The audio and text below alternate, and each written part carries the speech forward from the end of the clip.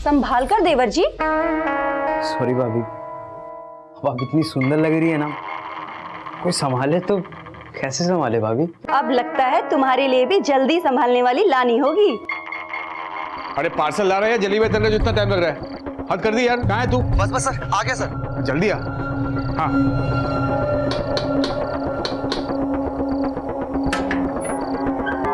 ये लगाता है। Thank you.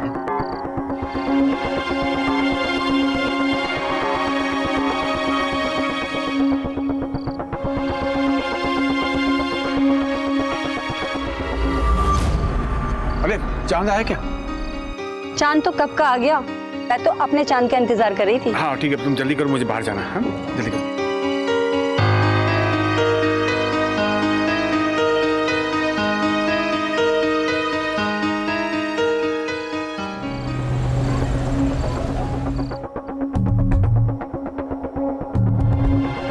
हैप्पी करवा चौथ जन्म।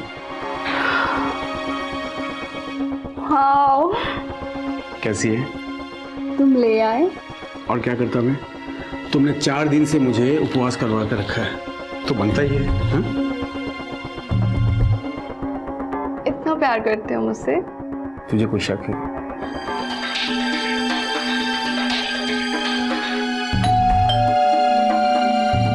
भाई होगा। अरे बजने दो, आओ अरे आओ।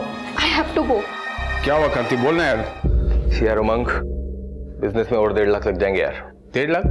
अभी तो 8 लाख दिए थे। अरे तो मैंने कौन सा तिजोरी में छुपा कर रख दिए तेरे 8 लाख? तू ऐसे पैसे मांग रहा है मुझसे जैसे मेरे पास पैसों की टकसाल हो यार। तू समझता क्यों नहीं है? क्यों डांट रहे हो मेरे भाई को? ठीक है, करता हूँ कुछ। ठीक है, करता हूँ।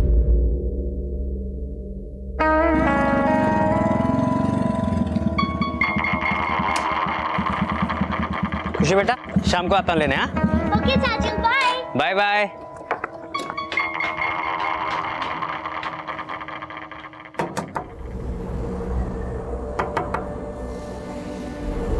नानी। आ गई मेरी गुड़िया।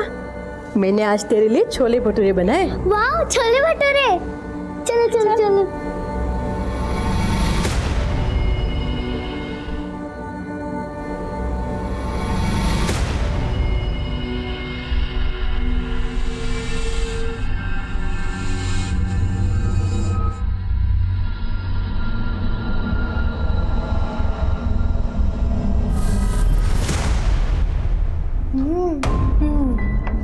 ये ले मेरी प्रिंसेस के लिए। वाह। सबसे पहले अपनी मम्मी को दिखाना, ओके?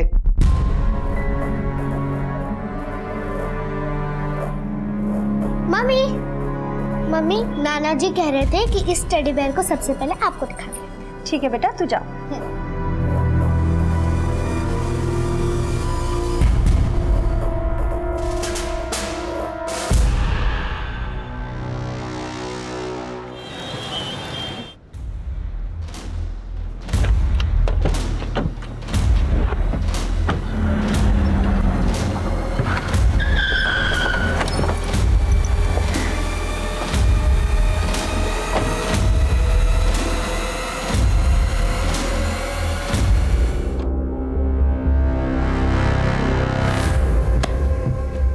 बहुत पैसे हैं इसके पास। इसके पास तो खजाना है। इसकी बीवी अपने माँ बाप की इकलौती है। करोड़ों का घर है ग्रीन पार्क में उसके नाम। अगर इसकी बीवी मर गई तो फिर वो घर उमंग का। यानी कि मेरा।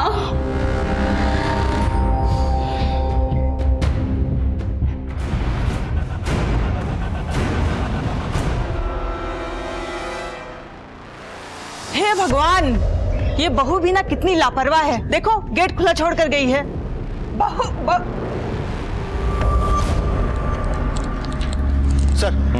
सर हॉस्कर्स मार्केट के एटीएम में जो लूट हुई थी उसकी इन्वेस्टिगेशन मैंने पूरी कर ली है। ये रही उसकी report. Excuse me sir. Hello, हाँ ठीक है, हम लोग पहुंच रहे हैं। सर, हॉस्कर्स गवर्नमेंट हॉस्पिटल में एक औरत और उसके 2 बच्चों को एडमिट कराया गया है। उन तीनों का गला रेता गया है सर।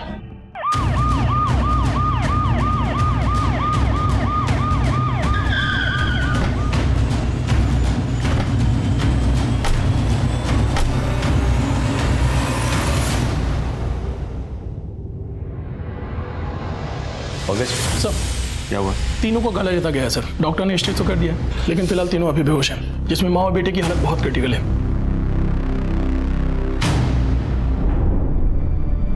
इनके रिश्तेदार कहाँ हैं? सर यहाँ क्या हुआ था? मैं बच्चों की दादी, ये दादी, हम लोग सुबह वॉक पर गए थे। हमारे घर पर हर रोज सुबह डॉक्टर साहब आते हैं इन्हें इंसुलिन का इंजेक्शन देने, और जब हम लोग 8 बजे वहां पहुंचे तो देखा। हे भगवान, ये बहू भी ना कितनी लापरवाह है। देखो गेट खुला छोड़ कर गई है। कितने बजे गए थे वॉक पे? जी मैं 7 बजे गया था, रोज इसी वक्त जाता हूँ। और घर पे और कौन कौन था? ये मेरा बड़ा बेटा उमंग और वो छोटा बेटा गगन। वो सुबह कहीं बाहर गया था, अभी अभी हॉस्पिटल आया है। कहाँ गए थे? सर मैं सुबह जॉगिंग के लिए जाता हूँ। सर मैं इनका फैमिली डॉक्टर हूँ।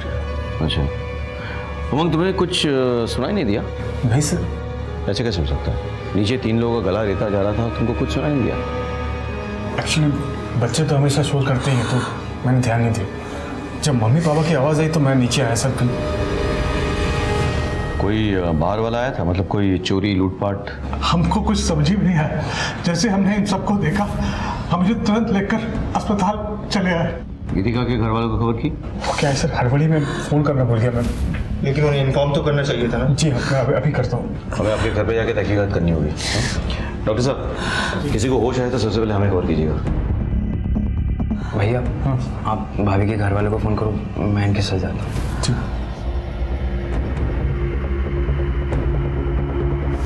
Hello control room. सर मुझे बचा लीजिए सर, मैं किसी गटर में हूँ सर। कहाँ पे? मुझे नहीं मालूम सर। क्या नाम है आपका?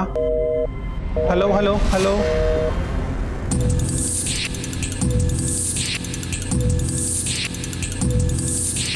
आप ऊपर जाइए, चेक कीजिए। कभी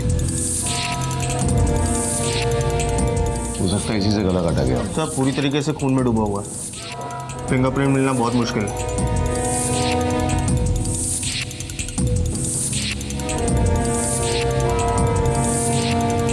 यहाँ तो सब कुछ नॉर्मल लग रहा है, लग ही नहीं रहा कोई स्ट्रगल हुआ हो या कोई चोरी या लूटपाट हुई हो।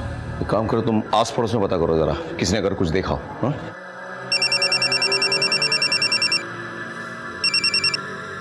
हाँ बोलो। आपके एरिया के गटर में कोई आदमी फंस गया है और उसने अभी कंट्रोल रूम में फोन करके बताया। हमने लोकेशन ट्रेस करने की कोशिश की, लेकिन तब तक फोन कट गया। मैं कोशिश कर रहा हूँ उसको ट्रैक करने की, मगर वो नहीं मिल पा रहा है सर। ठीक है, मैं देखता हूँ। पड़ोस में से बहुत आवाज आ रही थी, हम घबरा के गए तो देखा। आपने इसके अलावा और कुछ देखा? हाँ, गीतिका है ना, उसका देवर गगन उसे भागते हुए देखा था। किस वक्त हुआ था ये सब? सर मैंने 7:55 पर घर से चिल्लाने की आवाज़ सुनी थी। 7:55?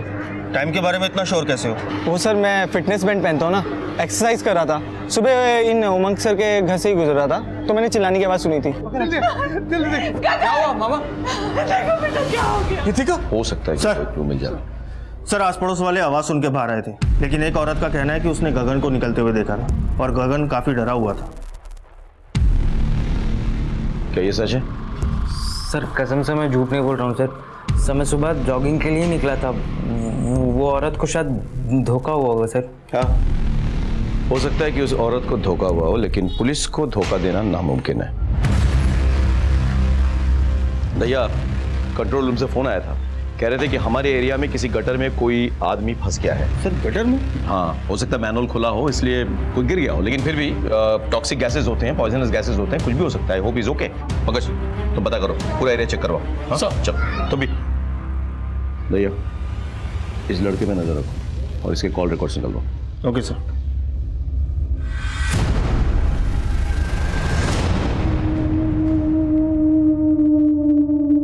चला भाई देखिए, समझने की कोशिश कीजिए, थोड़ी प्रॉब्लम हो गई है। मैं करता हूँ, मैं कुछ ना कुछ करता हूँ। क्या हो गया ये मेरे बच्चों के साथ? हौसला रख, सब ठीक हो जाएगा।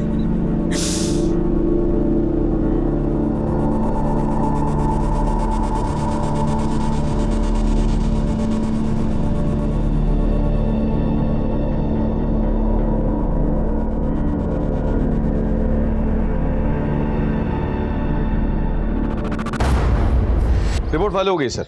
जी सर।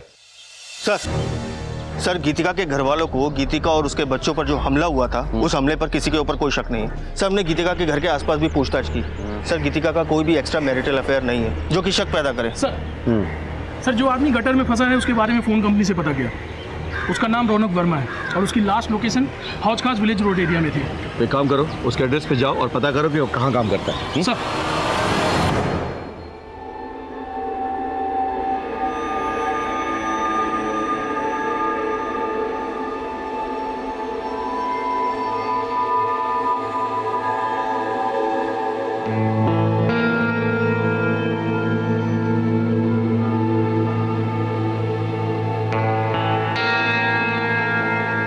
आंटी क्या हो गया? सब ठीक हो जाएगा, प्लीज ऐसे हिम्मत मत हारिए। बहन जी हिम्मत रखिए।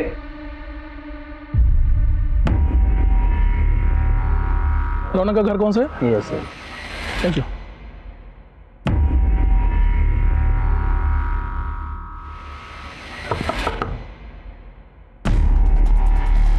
अच्छा रौनक यहीं रहता है? यहीं रहता है साहब, लेकिन अभी तो घर पे नहीं है वो। जानता हूँ। वैसे कहाँ गया वो सीट कार्ट में काम करता है, वहीं गया साहब। सुबह 6:30 बजे घर से निकला है, अभी तक तो आया नहीं। इससे बात क्या है साहब? देखिए उसने सुबह हमें फ़ोन किया था, किसी सीवरेज में फंसा हुआ शायद। पर कैसे साहब? देखिए आप परेशान ना हो, हम उसे जल्दी ढूंढ निकालेंगे।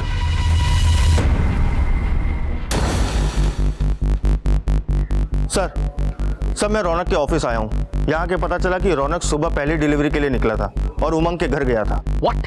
जी सर कहीं ऐसा तो नहीं कि ये मर्डर रौनक ने ही किया हो और पकड़े जाने के डर से सीवरेज में जाके छुप गया हो? लेकिन रौनक गटर जैसी जगह में क्यों छुपेगा? हाँ, एक बात बताओ, रौनक के साथ कोई और गया था डिलीवरी के लिए? जी सर उसका दोस्त था विनोद, लेकिन उसका फोन स्विच ऑफ जा रहा है और रौनक का भी फोन नहीं लग रहा। विनोद का एड्रेस पता करो ऑफिस से और उसके घर पे जाओ, उठा के ले आओ। Okay sir.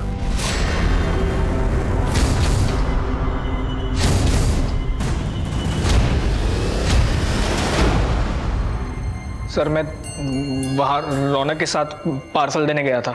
सुन तू निकल, मुझे थोड़ा टाइम लगेगा। और सुन थोड़ा लेट आना। क्यों? ये भाभी जी ना बहुत स्माइल करती है, मैं थोड़ा चाय पानी पी कर आता हूँ। और फिर जब मैं आसपास के 2-3 बंगलों में डिलीवरी देकर वापस गीतिका मैडम के घर पे रौनक को लेने आया तो सर मैं बहुत डर गया था सर, इसलिए वहाँ से भाग गया। मुझे लगा रौनक ने ही ये सब किया है। रौनक को पिछली बार भी इसलिए उस एसपी के जॉन कंपनी से निकाला गया था क्योंकि उसने किसी जसविंदर मैडम के साथ बदतमीजी की थी। जसविंदर मैडम? एड्रेस है इनका? हाँ सर। जसविंदर जी कौन है? जी मैं ही जसविंदर हूँ। रौनक नाम की किसी डिलीवरी बॉय ने कभी आपके साथ कोई बदतमीजी की? सर उस कमीने का तो नाम ही मत लीजिए। हमारे यहाँ कोई भी आता है तो मैं उन्हें चाय पानी पूछ लिया करती हूँ, पर उसके दिल दिमाग में ऐसा कुछ चल रहा था मुझे नहीं पता था। ये रहा आपका पार्सल। ओह ले आए? अच्छा पानी पियोगे? हाँ।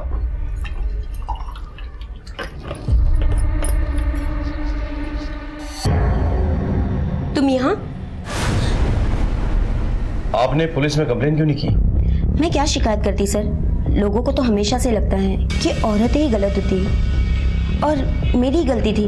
मैं उससे हंस हंस कर बात कर लिया करती थी, उसे चाय पानी पूछ लिया करती थी, मगर वो तो इसलिए मैंने उसकी कंपनी एसपी के जोन में कंप्लेन कर दी। आगे से ऐसा कुछ हो तो पुलिस में कंप्लेन जरूर लिखाइएगा। जी सर। भैया अब तो मुझे लग रहा है हो ना हो ये रौनक ही है जिसने ये कांड किया है। किसी भी हालत में तो ढूंढना होगा। हाँ लेट्स गो।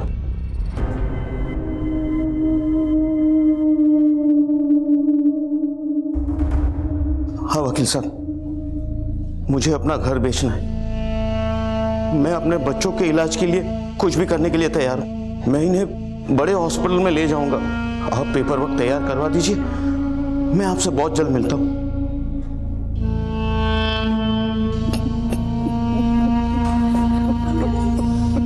अंकल सब ठीक हो जाएगा, प्लीज हिम्मत मत हारिए। इसी एरिया से फ़ोन आया था। यहाँ लगभग 40 मैन होल्स हैं, इसमें से किसी के अंदर भी हो सकता है वो। ठीक है साहब, हम पूरी कोशिश करेंगे। सर क्या अपडेट है सोलंकी? अभी तक तो कुछ नहीं मिला सर, हम पूरी कोशिश कर रहे हैं। सोलंकी कोशिश नहीं रिजल्ट्स चाहिए। डीएमसी से कह के लोग बढ़वाओ। रौनक का मिलना बहुत जरूरी है, हमारे लिए भी और उसके लिए भी। Come on sir. चलो।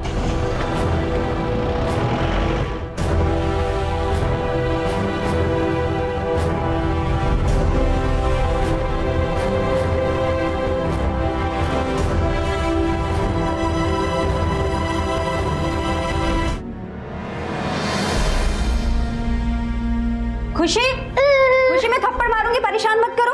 मैं तो नानी के हाथ से खाऊंगी। चुपचाप खाओ बेटा, नानी को पूजा करने दो। नानी अपनी बेटी को डांट लगाओ, मुझे तो आपके हाथ से ही खाना है। लाओ, यही दोनों मेरी पूजा है। वैसे भी कहते हैं बच्चों में भगवान का वास रहता है। लाओ मैं खिला देती हूँ। नानी की चमची।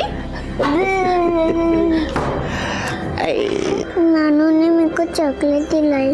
आप गंदे हो, नानू अच्छे हैं। और तू नानू का चमचा, दोनों की सेटिंग हो गई है। एक नानी की चमची, दूसरा नानू का चमचा।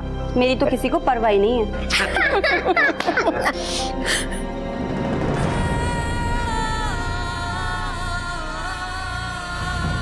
नहीं, तू अपने जाप मत रो। भगवान हमारे साथ है, वो हमारे साथ कुछ भी बुरा नहीं होने देंगे। क्या हुआ डॉक्टर साहब? हाँ ठीक सर, गीतिका की बेटी खुशी की मौत हो गई। What? Let's go, let's go.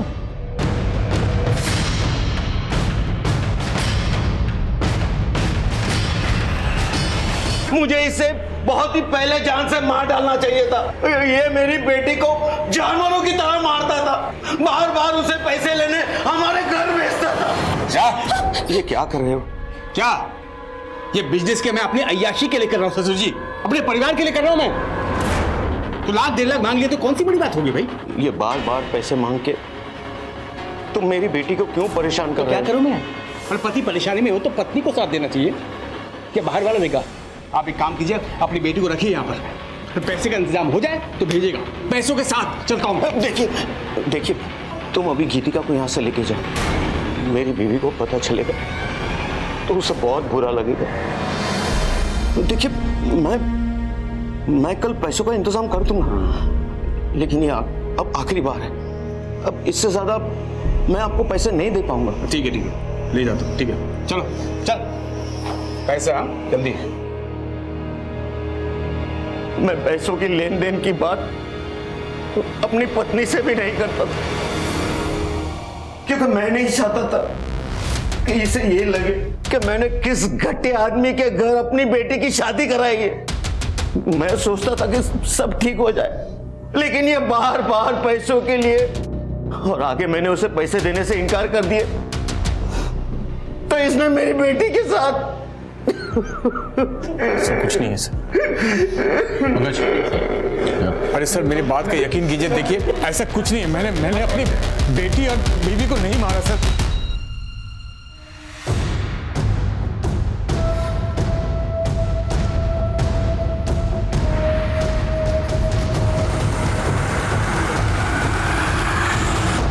Sir ये सब क्या हो रहा है सर? सर मैंने कुछ नहीं किया सर। तुम अपने बीवी को रोज मारते पीटते थे। हो सकता है उस दिन तुम दोनों में कोई झगड़ा हो गया हो और तुमने उसे जान से मारने की कोशिश की हो। नहीं सर, मेरे सास ससुर जानबूझकर मुझे फंसा रहे हैं, झूठ बोल रहे हैं वो लोग। सर मुझे जाने दीजिए, मेरी बेटी की मौत हो चुकी है। मेरी पत्नी को अभी तक होश नहीं आया है, मौत से लड़ रही हो। मेरे बेटे को भी होश नहीं आया सर, उनको मेरी जरूरत है सर, मुझे जाने दीजिए। मेरी बेटी का अंतिम संस्कार मेरे अलावा कोई नहीं कर सकता। ठीक है चलो। थैंक यू भैया। सर इस पे नजर रखो, मुझे इसके सारे डिटेल चाहिए।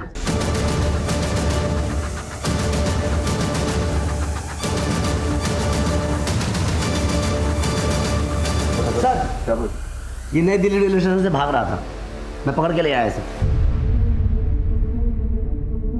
भाभी और उनके बच्चों पर हमला करके। नहीं सर, मैं झूठ नहीं बोल रहा हूँ सर। ये ऐसा नहीं बोलेगा। बताता हूँ सर, दरअसल। देवर जी उठिए, 7:15 बजने वाला है, उठिए ना। I am so sorry sir, पर मुझे लगा भाभी भी मुझ में इंटरेस्टेड है तो मैं।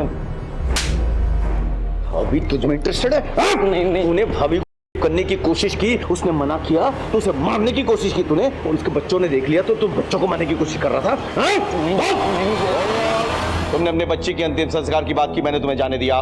पुलिस के काम में दखल अंदाजी की तो यही अंतिम संस्कार हो जाएगा तुम्हारा। चुप! सर खुशी की पोस्टमार्टम रिपोर्ट और गीतिका और उसके बेटे कबीर की मेडिकल रिपोर्ट आ गई है। सर इस रिपोर्ट के हिसाब से तीनों का गला एक बारीक चीज से रेता गया था, जैसे कि कोई ब्लेड। सर जख्म गहरा नहीं था, लेकिन ज्यादा खून बहने की वजह से खुशी की मौत हो गई। वाकई वारदात पे भी वो ब्लेड मिली थी हमें। जी सर। अच्छा, रौनक की कोई अपडेट है क्या? सर सब जगह ढूंढ लिया लेकिन वो कहीं नहीं मिल रहा सर। सब जगह? सर ऑलमोस्ट सब जगह, लेकिन एक जगह को छोड़कर सर। कौन सी? सर वही जगह जहाँ उस दिन सफाई के लिए लड़ाई हो रही थी। तो वहाँ क्यों नहीं ढूंढा? सर हमने ये सोचा कि वहाँ की सफाई तो हो ही चुकी है, अगर कुछ ऐसा होता तो सफाई कर्मचारियों ने जरूर देखा होता। पंकज तो भैया ये किस तरह की लापरवाही है? Sorry sir. प्लीज जाके ढूंढिए वहाँ पे। जी सर।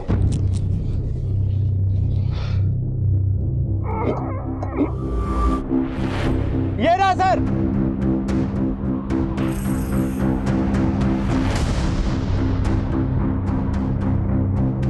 सर इसके ऊपर किसी भारी चीज से वार किया गया है, इन्फेक्शन भी हो गया है। हम पूरी कोशिश कर रहे हैं लेकिन अभी कुछ बताना मुश्किल है। डॉक्टर साहब, रौनक गटर में फंसा हुआ था, उसकी हालत बहुत खराब थी, उसको बचाना बहुत जरूरी है, हमारे केस के लिए बहुत इंपॉर्टेंट। हम पूरी कोशिश करेंगे। ओके जी। पंकज, रौनक के पेरेंट्स को बुलाओ। सर भैया एक बात समझ में नहीं आ रही। देखो इस केस में हमारे पास 2 सस्पेक्ट्स हैं। एक गीतिका का हस्बैंड उमंग, जिसके बारे में सास ससुर ने कंप्लेन किया है, और गीतिका का देवर गगन, जिसकी बुरी नजर थी उसमें। अब अगर रौनक का भी इस केस से कोई रिश्ता है तो फिर वो गटर में कैसे पहुंचा और उसको वहां किसने पहुंचाया? सर हो सकता है उमंग और गगन इस केस में इन्वॉल्व ही ना हो और इस पूरी वारदात को रौनक ने अंजाम दिया हो। अगर ऐसा है तो फिर रौनक गटर में कैसे पाया गया और उसकी ये हालत किसने की? सर बहुत कंफ्यूजन है। Excuse me sir. जी। गीतिका के बेटे कबीर को होश आ गया है। गला कटने की वजह से वो बोल नहीं सकता।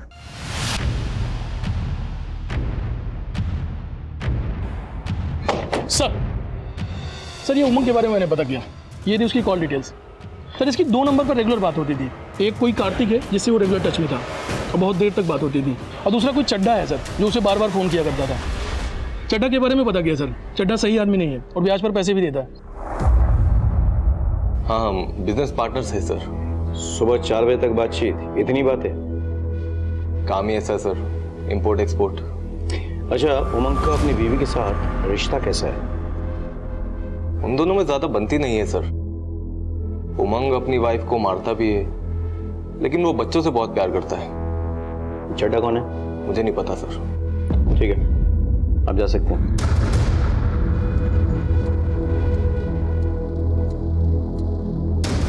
चड्डा कौन है? कोई नहीं सर, मैं नहीं जानता किसी को। नहीं जानते? तो बिना जाने इतनी बातें करते हो चड्डा से तुम? अच्छा वो सर वो चड्डा बहुत खतरनाक आदमी है सर। इससे मैंने बिजनेस के लिए कुछ पैसे लिए थे, तो आजकल मुझे धमकी देता है फ़ोन करके सर। हाँ तो चड्डा जी बताइए। पहले एक पान खा लो। वो क्या है ना कि जब तक मैं पान खाता नहीं, आवाज में मिठास नहीं आती। दर्द हो रहा है ना? दर्द हो रहा है? उन मासूम बच्चों का गला रहता था, उमंग की बीवी और उसके बच्चे। अगर मुझे मारना होता तो उमंग को मारता, उसके बीवी बच्चों को मारकर मुझे क्या मिलेगा? ब्याज देता है ना, और ब्याज ना लौटाने पर मारपीट करता है। खाली धमकी दी थी उसे। लेकिन जब उसने पैसे नहीं लौटाए तो तूने जाके उसके बीवी और बच्चों का गला रेत दिया, नहीं? अरे नहीं साहब, कसम खाता हूँ कुछ नहीं किया। मुझे उसकी बीवी बच्चों के बारे में कुछ मालूम नहीं साहब। आप भी ना किस लीचड़ आदमी के चक्कर में मेरे ऊपर शक कर रहे हैं साहब। अरे एक नंबर का झूलर है वो उमंग। पहले मेरा पैसा खाया, फिर मुझे ही फंसा रहा है। पहले अपनी बीबी से पैसा लेता था, फिर मुझसे लिया, और पता नहीं किस किस से पैसा लिया होगा। लेकिन पैसा एक ही जगह खर्च करता है, वो कार्तिक की बहन के ऊपर। कार्तिक की बहन? हाँ साहब, उसकी गर्लफ्रेंड है कृति। उसके इशारों पर नाचता है और अपनी बीवी के मायके से पैसा मंगाकर उसके ऊपर खर्च करता है।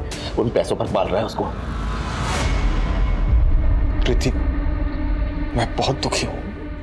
मुझे पता नहीं चल रहा कि ये सब क्या हो रहा है मेरे साथ।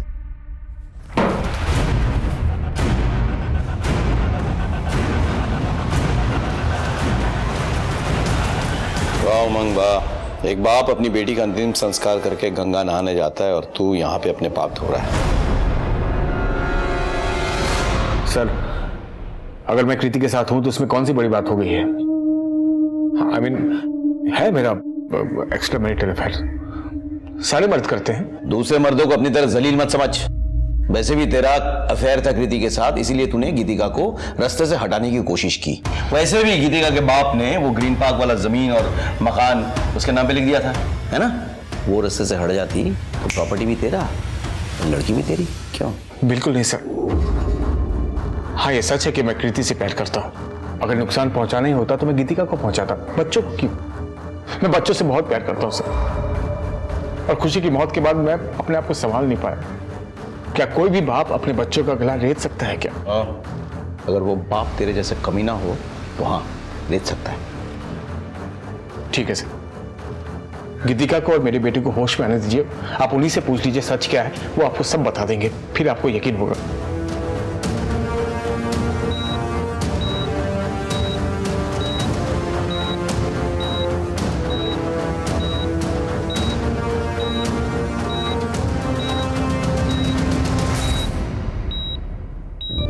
डॉक्टर,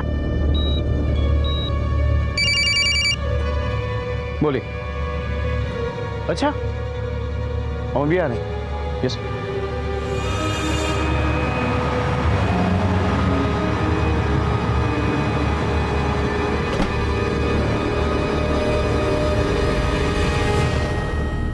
एक्सक्यूज मी, प्लीज जगह दीजिए। गीतिका जी, कैसी महसूस कर रही हैं आप? बेटर। मुझे गीतिका जी से कुछ सवाल करने हैं, आप लोग प्लीज बाहर वेट कीजिए। Thank you. एक मिनट यहीं रुकिए। गीतिका जी, आपके और आपके बच्चों के साथ जो हुआ है वो क्या इन्हीं में से किसी ने किया है?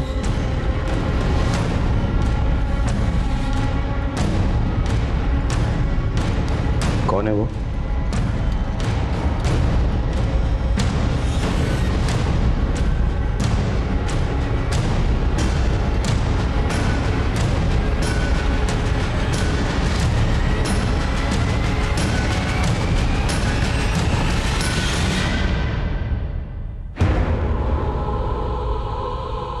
आपका हस्बैंड?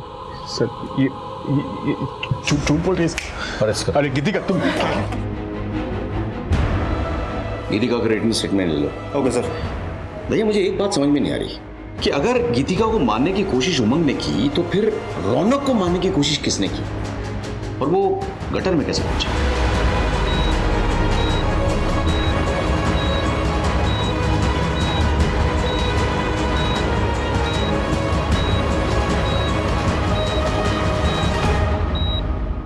मैं सच बोल रहा हूँ। कितनी बार भी आप लोग मारो, मैं सच ही बोलूंगा। पंकज, जब तक ये सच ना बोलता ना, तोड़ते रहो उसने। सर हमने उमंग से अपने तरीके से भी पूछ लिया, लेकिन बार बार वो यही बोल रहा है कि उसने कुछ नहीं किया। भैया, हर क्रिमिनल कहता है कि वो निर्दोष है, लेकिन अगर गीतिका और उसके बच्चों को उमंग ने मारने की कोशिश की तो फिर रौनक गटर में कैसे पहुंचा और उस पर किसने अटैक किया? क्या ये दोनों केस एक दूसरे से जुड़े हुए हैं या फिर अलग अलग है?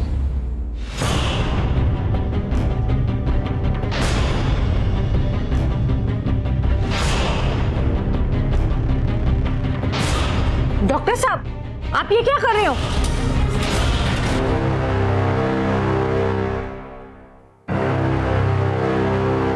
रौनक की हालत कैसी है अभी? सर, हॉस्पिटल के कॉरिडोर की सीसीटीवी फुटेज मिली है। लगा। रुको। जूम करो। ये तो मैंने देखी है। I've seen this।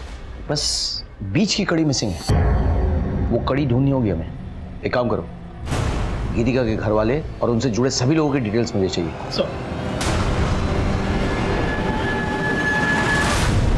पता नहीं सर, आप लोगों ने मुझे यहाँ क्यों बुलाया है?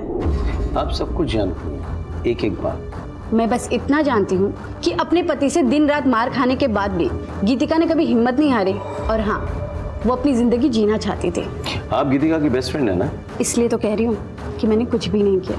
मैंने कब कहा कि आपने कुछ किया? लेकिन आप वो कड़ी हैं इससे सब कुछ जुड़ा हुआ है, सब कुछ। आप खड़ी हैं कि नहीं?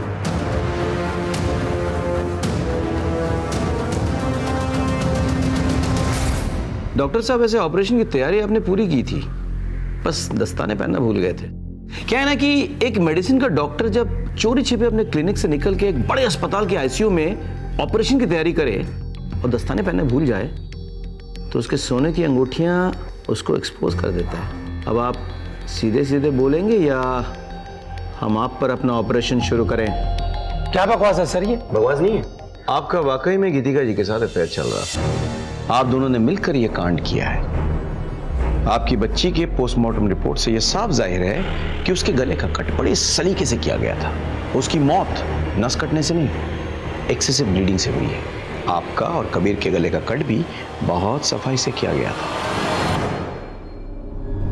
डॉक्टर कुणाल हर रोज आते थे हमारे घर मेरे ससुर जी को इंजेक्शन देने के लिए। मैंने अपनी जिंदगी में कुछ नहीं चाहा, सिर्फ प्यार के 2 बोल चाहिए थे मुझे, जो मुझे डॉक्टर कुणाल ने दिए। मैं आती हूँ। हत्यारा है तेरा पति, उसे छोड़ क्यों नहीं देती? मैंने उसे छोड़ दिया ना तो वो आजाद हो जाएगा। बहुत तड़पाया है उसने मुझे, मेरे माँ बाप का सारा पैसा खा गया। मुझे उससे बदला लेना है। और उसी दिन हम दोनों ने प्लान बनाया कि मैं खुद को और अपने बच्चों को घायल करूंगी और हर दिन की तरह डॉक्टर कुणाल ठीक 8 बजे हमारे घर आएंगे और फर्स्ट एड से खून रोकेंगे और हमें हॉस्पिटल ले जाएंगे। पर गगन घर पे ही था। मैं जानती थी कि अगर गगन के आगे आंचल गिरा तो उसके अंदर का जानवर जाग जाएगा। देवर जी उठिए, 7:15 बजने वाला है, उठिए ना।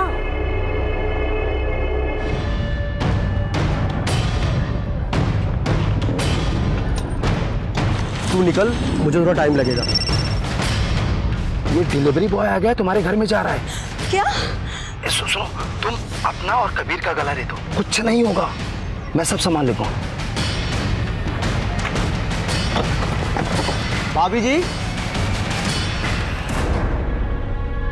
ये क्या कर रही हैं आप?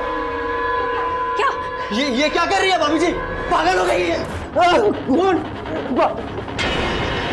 भाभी कौन?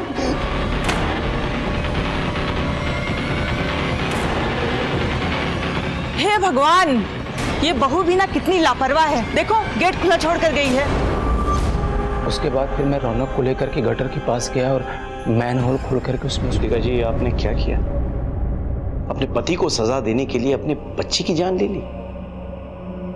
कानून आपको कितनी भी बड़ी सजा क्यों ना दे, उससे बड़ी सजा तो आपको मिल चुकी है।